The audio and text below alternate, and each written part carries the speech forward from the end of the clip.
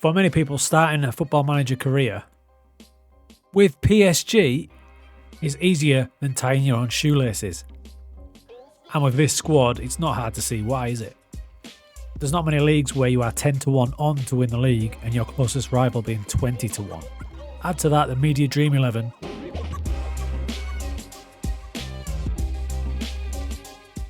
I might even put you in charge. I mean, seriously, I probably could. So look, obviously you've got players like Kylian, Colomwani. God, I forgot they had Ramos as well. That was just the strikers. Asensio, Dembele. Midfield's ridiculous as well. Ugarte, Fabia. I mean, this is ridiculous. So if you combine the quality of their squad with the kind of averageness of the rest of Liga 1, it's not hard to see why they're so easy to manage on FM. Don't get me wrong, it's still quite an achievement to win the Champions League with any team, but the rest of it... And that's why I've come up with this. This is the new Wheel of Doom. Destiny, Doom, one of those two. So as you can see, I've put 4 categories in there. 1 centre-back, so we can only play with 1 centre-back. A goalkeeper has to be used as a striker. Kylian has to play at right back, or we just have no strikers and go strikerless. This will be for the entire season. If we get sacked, we get sacked. Tough cookie. So if you ask me which one I'd want, it'd probably be strikerless because you can build some decent strikerless formations. The other 3... But I will add, I do still think they will win Liga. They won't win the Champions League with one of these, but I expect them to dominate domestically. I honestly do. By the way, before we start, there will be a follow-up to whatever happens in this video, and it will start the new favourite person on this channel, which annoyingly is not me. Okie dokie, let's go. And it's... We must play the entire season using a formation with 1 centre-back. Let's get it on. Okay, I'm quite looking forward to this. I'm going to use a tactic that I know works with 2 centre-backs. It's just whether or not it will transfer nicely into 1. Do you know what? I don't even think Pep would try 1 centre-back from the start. Well, he probably would. So I'm going to hit them with a 4-2-4, kind of gegenpress, high tempo, kind of nonsense with underlaps and wing backs. This squad's ridiculous. I can deal with it. So the big question is, when we take this guy out of there, where do we put him? I think if we're going to do this, we might as well do it. Let's put him in there. So centre-back's going to be doing that. And this guy will sit in there. Let's have him as a playmaker. It's not going to be a problem filling these positions, is it? Because they've got so many good players. I feel sorry for whoever's going to be the 1 centre-back, though. So that's the formation we'll go with. The poor man back here will start with being Marquinhos. When he taps out, we'll put Skriniar in there. The rest of the team is ridiculous anyway. The front 5 now. We've got Mbappe, Colomwani, Dembele, Soler, Asensio. Ridiculous. We can also chuck Goncalo Ramos up there if we want, or Kang In Lee. Wow. In a formation like that, he's going to get a load of service. I expect him to score probably 40 odd. Then the question is, how many goals will Donnarumma concede in that sort of formation? They should dominate. They should dominate the ball. So I don't see them losing that many matches. There might be a few games where it's like 7-3, but shall we see? The first 2 games of the season, Hakimi, the wing back, basically playing like a winger, and there's Kylian. So Toulouse away was 5-1, probably as we expected, and down in the bottom corner you can see our little formation. Arguably the toughest of the early fixtures was Lyon away. I know they're rubbish in real life, but on this game it should be decent. But it was 6-1. Ridiculous. Not too long after that, Marseille came to Paris and got battered. 4-1 that one. Then it was time for the first Champions League game, and it was AC Milan, and the most beautiful man in the world put us to the sword. Giroud gave Milan a 3-1 win despite us being on top. In a weird way, I'm quite relieved that we didn't batter Milan, otherwise I would have lost faith in Football Manager, I think. We got battered on the break, which is what we should do. Look at poor Marquinhos at the back there. He got a 6.4. Crying. He's asking for help. Next game, back to Ligue 1. We won 5-0 away at Rennes. Alright, 8 games gone, we're undefeated. We're actually second to Nice, but Mbappe scored 10 already. The only change I made was I made the defensive line a bit higher because we're dominating, so why sit back?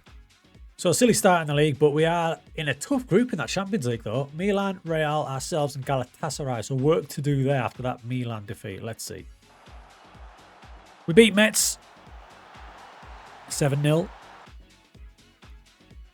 And in the Champions League, I was a bit worried about going away to AC Milan, but they played really well, you know. Got a 2-2 out of it. Some crazy results there. We beat Real Madrid 5-2. We beat Montpellier 9-1. What is going on? So we're in January now, and not surprisingly, we are top of the league and we haven't lost yet. Still using this blooming ridiculous formation. Mbappe's got 21, Muani's got 13. They're dominating the average ratings. In fact, when we look at the average ratings, all you can see is PSG. There's a couple of lads fighting to get in there, but it's basically us.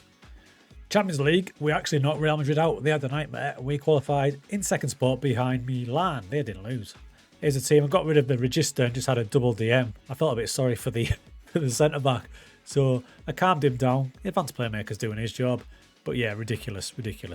So we'll float to the rest of the season now. I fully expect us to win the league because we are battering every team. It's all about that Champions League now. I'm surprised we qualified out of that group, but we'll see. Our one centre-back season is over. With so many good strikers, Ramos got a little run out. Bagged a few. A tight 8-0 win against Clermont. Champions League quarter-final time, and we got our revenge on AC Milan. Beat them 4-2 at home, pretty comfy. In the second leg, Milan came at us. They beat us. But it was only 2-1, so we went through 4-5 on aggregate. In the league, our closest rivals was Nice. We played them away from home late in the season. And we battered them. Yes, the league wasn't even close. We ended up with 88 points, a goal difference of 107. We actually lost twice. Are you ready for the gods that beat us? I mean, fair play too. Monaco beating us 3-4 at Monaco, and Nantes beating us 2-1. But we did score 145 goals, conceded 38. We only conceded 38 with one centre-back. There's a formation that got it done. I would not recommend this, by the way, in any other league, because you're not going to have a team like that playing it. But it's mad that it just coasted it as so easy. I thought it would be a little bit tougher. Donnarumma ends up conceding 52 times, 28 in the league. He must have been injured. 17 goals in the Champions League though, so the better the team, the more they managed to get through us a bit. Speaking of the Champions League, somehow Eric Ferrod Haag got Man United into the semi-finals. We beat them, it was 2-1, pretty close at home. And then hold on to your hats, it was an epic at Old Trafford. Let's go. Are you ready?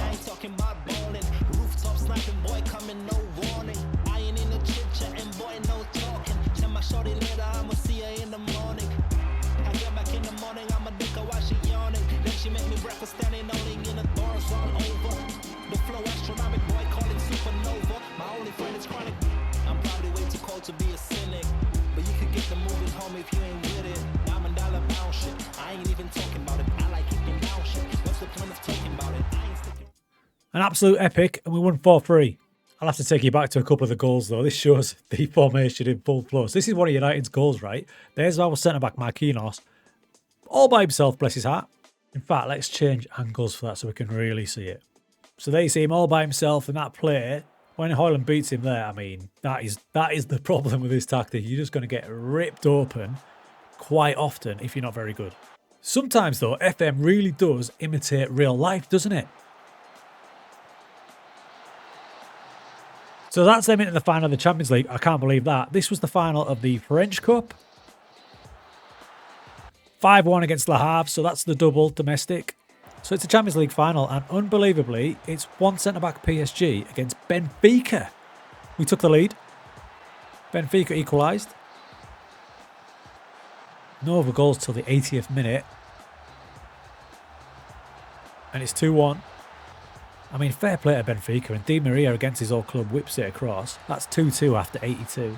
And after 87 minutes, Benfica go up the top, cut us in half, and Rafa puts it 3-2. 90 minutes. Literally 90 minutes. Ramos 3-3. That sends us into extra time. 108 minutes gone. Kylian does what Kylian does. And Kolo Muani puts it in. At Wembley Stadium, PSG have just won the Champions League with one centre-back. I forgot about the Trophy des Champions as well. So, yeah, they've won it all. I mean, it never showed me another tactic that does it all with PSG because we've just done it with one centre-back. I honestly don't know if it would matter if you change some of these to this, to this, to this. I think that I just don't know. But stay tuned because I'm going to put someone in charge of PSG who might be the only person who cannot win. Who cannot win the league with PSG. Coming soon.